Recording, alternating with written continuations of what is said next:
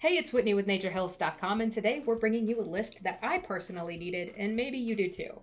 Sometimes it seems like keeping your plants happy and healthy is an impossible task. I've showcased my own brown thumb on more than one occasion, and it can be a real bummer. So I've gathered up the best and the brightest here at Nature Hills, and we have whipped up a list of plants that are truly hard to kill. Let's get started.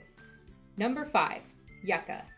These are some of the most well-known xeriscape plants around, which makes them a great option for those of us who are plant challenged.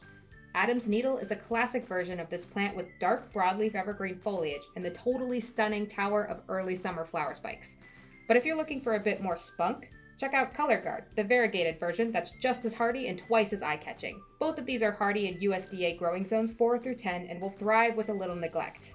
Number 4. Catmint. What's not to love about a perennial that's aromatic, pretty, and a total conversation starter? I was introduced to these by a friend who picked a stem and shoved it in my face. I was pleasantly surprised by the minty fragrance, and I bet you will be too.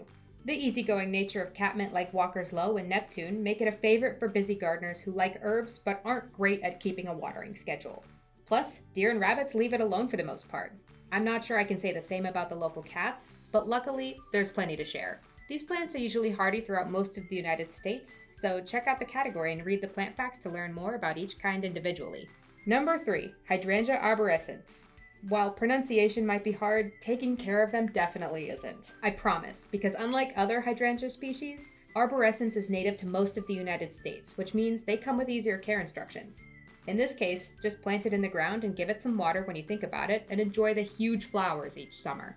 Annabelle is far and away the most popular variety, easily identifiable by the giant puffy white flowers, but don't discount Invincibelle garneta with its pink blooms or Incredibal's light green. They're all super cool and require next to no care, making it my kind of shrub.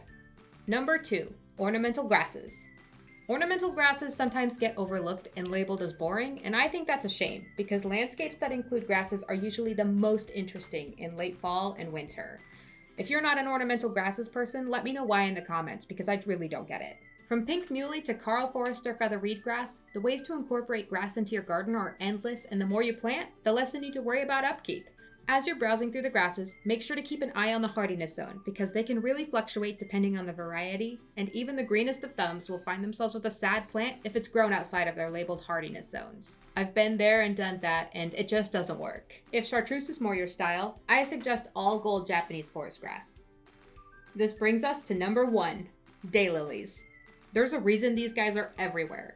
It's because they're gorgeous and will survive just about anything that's thrown their way. Plant yourself a self-sufficient rainbow using the classics like Stella de Oro, Pardon Me, and Primal Scream, but don't forget about the other interesting options like Rainbow Rhythm Orange Smoothie, Strawberry Candy, and Bella Lugosi. Most are hardy from USDA growing zones 3 to 9, but a couple are even hardier. I suggest skimming the plant facts when checking out the category and snag the one that's best for your region. These perennials perform well in all conditions except heavy waterlogged soils. And they are some of the happiest flowers in my garden, which means they're perfectly okay with more than a little neglect. That's all we've got. Hopefully this list is helpful for those of you who weren't born with green thumbs but still want a full and thriving garden. Let me know in the comments which one of these you want to add to your garden next. I've successfully kept all of these plants alive in my garden, so I bet you can too.